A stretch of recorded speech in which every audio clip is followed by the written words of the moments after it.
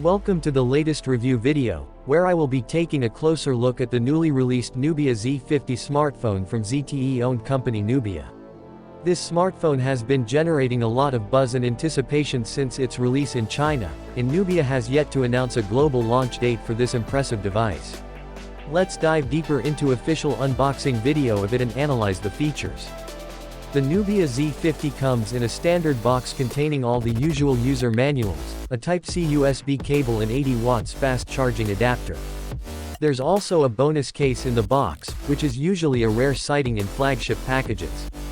The Nubia Z50 also has two rear cameras, including a 64-megapixels primary lens with optical image stabilization support and a 50-megapixels ultra-wide-angle shooter, as well as a 16-megapixels front-facing camera, providing excellent photography capabilities.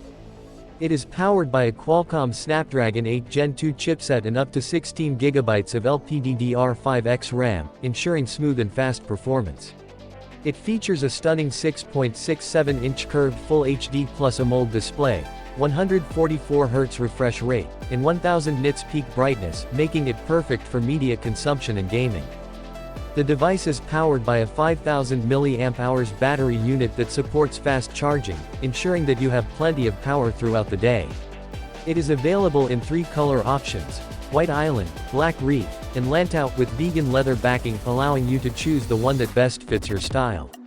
The Nubia Z50 may be pre-ordered through the company's Chinese website and will go on sale on December 23rd.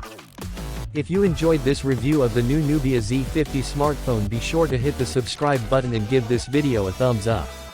Sharing this video with your friends and followers on social media would also be greatly appreciated. Follow me on Twitter for even more technology-related content and visit my other social media platforms for the latest updates. Your support is very important to me, so please be sure to stay connected and stay tuned for more videos in the future.